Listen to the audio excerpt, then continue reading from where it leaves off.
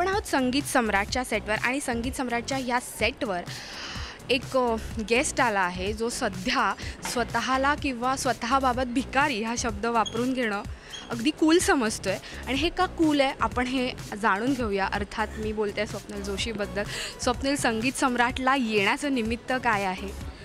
अर्थात तू म्हणली त्याचा नवीन चित्रपट येतोय, स्वामी तिन्ही जगाचा भिकारी, आणि त्याच्या प्रमोशनसाठी तो चित्रपट जास्तीत जास्त लोकांपर्यंत पोचवता यावा, त्यातनंच हा एक प्रयत्न आहे. झी युवाचं मनापासून आभार, संगीत सम्राटच्या संपूर्ण टीमचे मनापासून आभार, फ्रेम्स प्रोडक्शनचे आभार की त्यांनी आम्हाला संधी दिली इथे येऊन हा चित्रपट पोचवण्याची. नक्कीच आजचा हा रंगमंच आहे तो गाण्याचा आहे आणि असं कळलं की तूही एक छोटासा परफॉर्मन्स केलेला आहेस, तर काय आहे त्याबद्दल काय सांगतो? हां, आजचा हा मंच गाण्याचा आहे आणि म्युझिक म्हणजे डान्स, म्युझिक हे सगळं एकत्र आलं. त्यामुळे येस, मी छोटासा एक चित्रपटातलं बाळा नावाचं गाणं आहे त्याचा परफॉर्मन्स केला आहे आणि लोकांना तो खूप आवडला. माझं गाणं वेगळं गाणं आहे, थोडं हिपहॉप स्टाईलचं गाणं आहे. लोकांनी मला असं कधी पाहिलं नाही.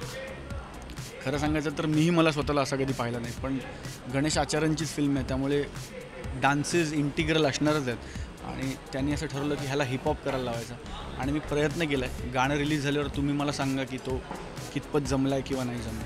नक्कीच. जसं म्हणालास चित्रपट भिकारी, तो त्याचं पहिलं टीझर पोस्टर आम्ही पाहिलं आणि ते टीझर पोस्टर बॉलिवूडच्या अनेक सेलेब्सनेही शेअर केलं. त्याच्यापैकी होता रणवीर सिंग आणि खूप चांगला रिप्लाय मिळाला आहे. कसं वाटलं पोस्टर लॉन्च पाहून? खूप मस्त वाटलं. तू अगदी योग्य म्हणलीस, खूप भारी रिस्पॉन्स आले टीझर पोस्टरला. खरं तर टीझर पोस्टर लॉन्च झाले पण खूपच भारी रिस्पॉन्स आलेत आणि अशा लोकांचे फोन आणि मेसेजेस आले जे एक्सपेक्ट नव्हते केले मी, की नुसत्या टीझर पोस्टरला हे लोक फोन करतील की फ्रेश लग रहा है, इंटरेस्टिंग लग रहा है, इंट्रिगिंग लग रहा है, बहुत अच्छा लग रहा है. त्यातला कॉन्ट्रास्ट लोकांना खूप आवडतो आहे आणि त्याची जी टॅगलाईन आहे लवकरच तुमच्या दारी, ते लोकांना फार लागलं आहे मनाला. म्हणजे चांगल्या अर्थाने म्हणतो की ते पोचले लोकांपर्यंत. आणि मला असं वाटतं की भिकारी किंवा श्रीमंती, गरिबी या सगळ्या गोष्टी ना कोणी ठरवून करत नाही. ह्या सगळ्या फेजेस आहेत आयुष्याच्या. कारण श्रीमंती आणि गरिबी फक्त पैशांची नसते. श्रीमंती आणि गरिबी विचारांची पण असते. श्रीमंती आणि गरिबी वागण्यातली पण असते. श्रीमंती आणि गरिबी खर्च करण्यातली असते.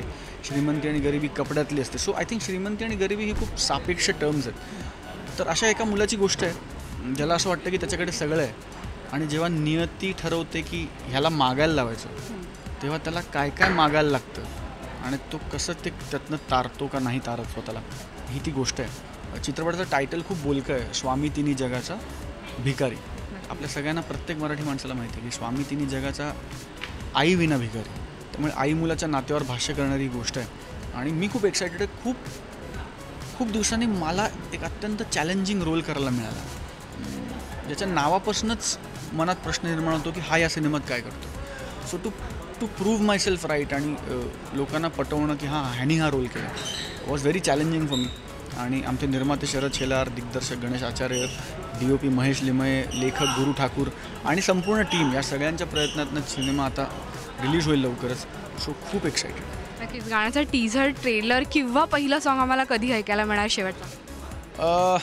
हा जर इंटरव्ह्यू 24 तारखेच्या 25 तारखेच्या आधी टेलिकास्ट झाला तर 24-25 तारखेच्या आसपास मिळेल आणि जर नंतर झाला तर उत्तर असं असेल की आत्ताच लॉन्च झालं आहे गणपतीचं गाणं आणि तुम्ही ते प्लीज बघा. आय एम शुअर राजश्री मराठीच्या चॅनलवर तुम्हाला ते बघायला मिळेलच.